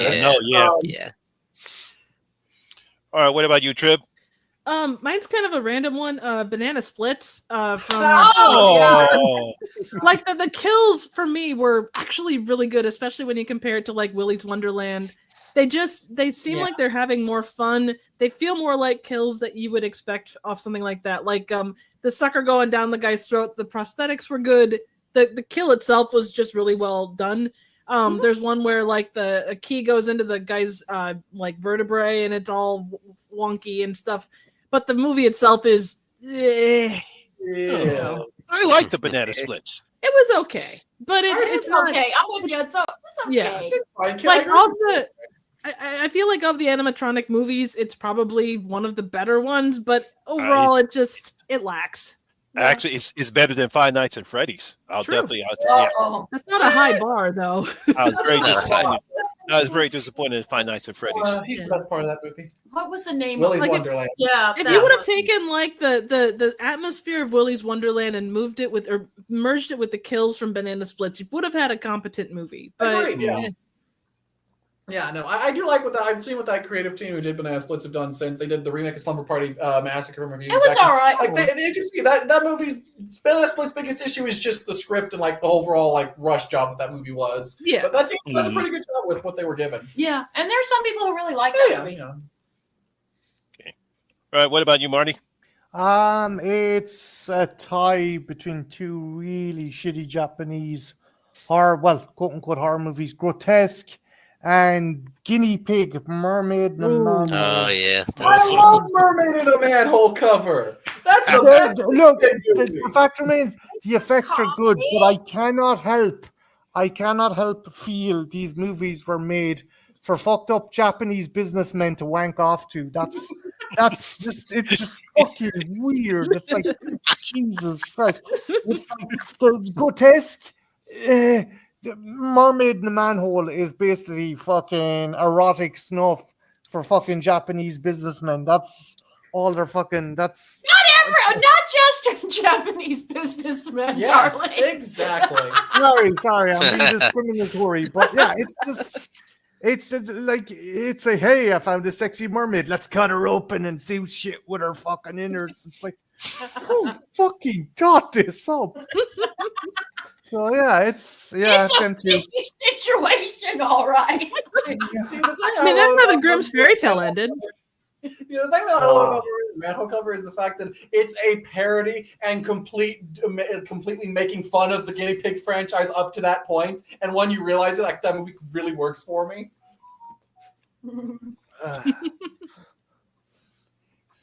Okay, so What if I was a mermaid? Right. If you were a mermaid, I'd move as far inland as I fucking could. I was not if she was that little mermaid horror picture that I saw a trailer of it a couple of days ago. Are you more the lure or are you more Dagon? Dagon. It's a Dagon situation. I don't know. Shape Nice, of good Water? movie. No, it's a Dagon. You're a Dagon type situation. Because that has incest included into it, so you know you can that implies that Marty's your long lost brother, and your rules. Now that is a weird ass movie. I know. It's too late to turn back now. You're God. Yeah, obviously for me, it's in a violent nature because it was great kills, but then oh man, that third act, oh man, just ruined the. And I can't believe they're making a sequel. What? Oh, Yeah. really? Where are they going to take it? I don't know. I don't know. Like, I really like the way that it started up, but yeah, that last like 15-20 minutes just. And it's like I get the idea. I like the premise, so I give the filmmakers credit for coming up with a unique premise for a slasher film. But that I don't know what they were thinking after that third act. Were they trying to make us feel sorry for the slasher? Because I was like, hey, look, he's like Corky from Life Goes On now, and I'm like, what the fuck are you trying to do with this third fucking act? The kills are great, but they just seem plain because there's no suspense. It's just boring. There's nothing built up. I love the wood splitter sink kill. It's amazing, but there's no urgent sense of dread with it, and there should be. And I know that's the movie's thing. It doesn't have music in it, but yeah, there's no music in it, and like I said, it was an interesting idea, for that to take place. But unfortunately, like I said before, when you do have some decent kills, but unfortunately, that third act just takes everything away for what they were attempting to do. Yeah, I'm hoping we get a director's cut with music in it. We'll see. I'm hoping we get a director's cut with more walking in it. More walking. Turns into Birdemic. Yes. Anyone has any last other questions? I got one, Monty. What guy is your guy's favorite non-horror gory flick? Have you got one? RoboCop. Yes. Ooh, yes, that'd be mine. Very good. I'd buy that for $1. I got another recommendation from Indonesia. The Night Comes for Us. If you haven't seen that fucking movie, that movie is insane. I've never there's a 25-minute knife battle where guys are just stabbing the absolute ever living fuck out of each other, and you're like, they should have ran out of blood 15 minutes ago, but it's fucking awesome. And there's another bit where there's this kick-ass female kind of assassin. She blows up a bunch of guys with a fucking claymore, and bits of them stick to the fucking ceiling of the apartment building. You got to check it out. Massacre, what about you? Have you any favorite kind of 80s action movie? Is it Story of Rico or something? It's a long time. Yeah. That's a fantastic one. Mm-hmm. And RoboCop, obviously. Yeah, that was a very good one, RoboCop. Sean? But Saving Private Ryan. Ooh. That opening is brutal as all hell, man. Oh, yeah. The dude looking for his arm. It's just like D-Day. No, the one scene, the guy gets hit in the if it's one, it comes off. He takes it off, and next thing you know, bam! Yeah. Yeah, they definitely did a great job in showing how deadly that D-Day was when they stormed Normandy. That's very realistic, the gore, very well done, well made, great practical effects. Triv, what about yourself? I was gonna say Riccio, but Massacre hit it. So, but no, it's an absolutely fantastic one. I'd also say something like Goodfellas, and that's not really, it's just it gets gory quick, but it's not really. Mm-hmm. The uncut edition of Commando as well. Just some of those there's an uncut edition of Commando. Yes. I never knew that. I never knew that neither. It's called Going Commando. He goes into the garden shade and he's like throwing fucking saw blades and shit. I know. I've seen that before, because I know in the TV version they cut that part, but I didn't know there was an uncut version of Commando. Yeah, many times I've seen that film. Okay, everyone. Want to thank our good guest, Movie Massacre, for finally joining us tonight. Thank you very much. Hope we have you back on again. Great to have you back.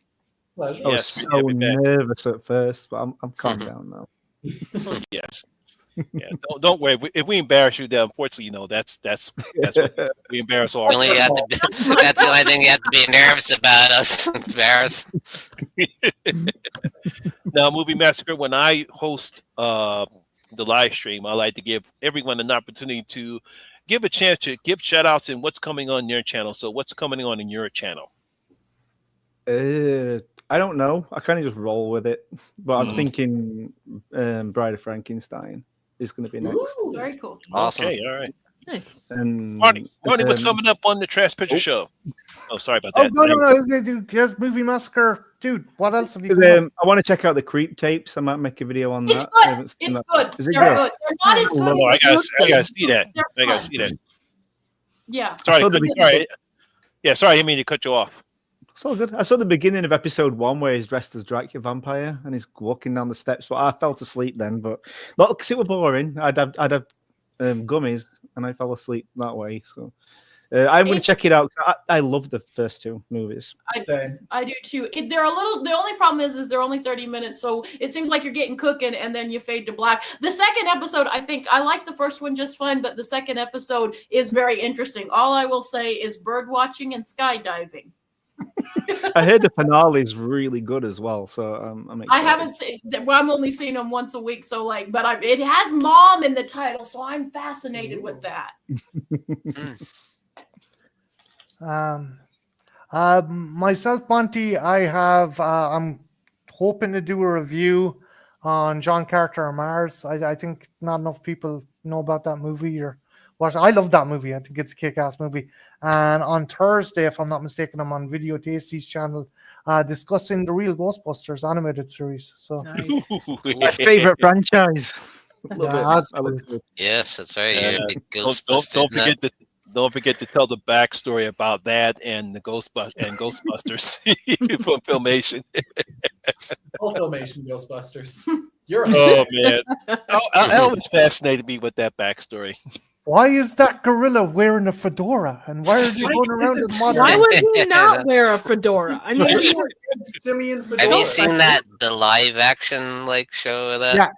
That's hilarious. That came first, then the cartoon. Yeah. The The cartoon dude came from out- freaking F Troop. Yeah, yeah. Trip, what's coming up on Trivia Theater? I'm doing a bunch of short form riffs with fellow creators and friends of the channel, and I've also got a list about yay long for things that are reviews that are hopefully going to come in December/January. So Coming in December is the best time to come. The ever well, I try to come early and often, especially for you, James. That's what I tell Marty. Except I tell him just aim for my boobs, darling. My aim's not so good. There's So I a long apologize. Jesus fucking Christ. There you go. Lisa was waiting for that. There you go. Welcome, Lisa. So you got what you wanted. Yo, just kill my channel. Once a month. All right. Look at Lisa. God, Lisa, she left. There you go. You've done your today. I love you, Lisa. All right, Jen, develop what's coming up on Jen's Reviews from the Grave. Well, I did try to make a video last night. I think it might be absolute shit. It's not. So you might be here. I know I don't have the very biggest brain, but I was gonna talk about, instead of them movie pictures on them screens, I was gonna talk about pictures you make with your mind and words. I'm gonna be talking about some extreme horror books, and if the video's okay, which I don't know if it is or not, because you know. That's more of an intellectual pursuit, and that I ain't know for my intellectuals. I like to make jokes about Irishmen sitting on my tits. Hey, you can have it both ways. Why not, people? Both things. Yes, I'm fairly sure Mary Shelley had some dude just fucking offload into her face from time to time, like, you know. This is true. If it was not for that and fucking all the Oh, other God. we would not have Frankenstein. Where would we be without it? All right, Sean, what's coming up on the horror corner? And he's Guys, Sorry, sorry. Lord Break Byron. me. You broke Sean this time. That is not cool. broke It's okay to me, break you me, broke not him. Just did a review of Legend of the Seven Golden Vampires from Hammer. Nice. Nice. Don't have anything planned other than that, but stay tuned. Very cool. That film sounds very bizarre. I watched your review on that. It sounds pretty out there for. It is. It's certainly It was basically, they were trying to capitalize on the Shaw Brothers kind of movies, right? Yeah. Yeah. It worked In surprisingly front of well, actually. And for my channel, let's see, I have Time Cut. That review is up. And Oh.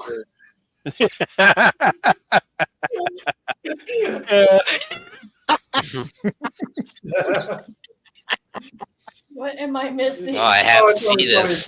22. Yeah, it's that and Totally Killer, and that's all I'll say about I that. did see that. Yeah. Totally Killer. Totally But killer. there's a reason what's going on with Time Cut and Totally Killer.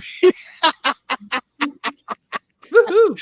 Pretty much, yeah. Lisa, you're right. Pretty much. Yeah. Lisa, you're usually not this savage. You've got my interest. Oh, time cut. Oh boy. And then of course I have Don't Move. It's up right now, and of course I don't know if That's a anyone. good movie. That's a good Yeah. movie. Yeah, it's very good. It's very good, and also Mr. Crockett. If you have not seen Mr. Oh, Crockett yet, that was incredible! I loved Crockett it. It was was so imaginative. yeah. So all those reviews are up on my channel right now. Hell yeah. Excellent. Woohoo.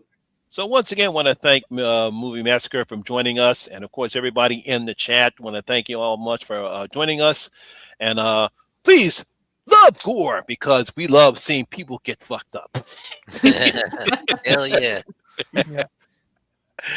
Okay, and once again, my name is Lamont Smith, better known as the Horror Miser Monty G. And always remember that horror rules and gore rules as well. Yeah. Very bad. Yes. All right, everyone in the chat, please stay safe out there. And good night, everyone. Bye, guys. Peace out, everybody. Good night. Great one. Penises! Penises! It's Kill your raining. neighbor.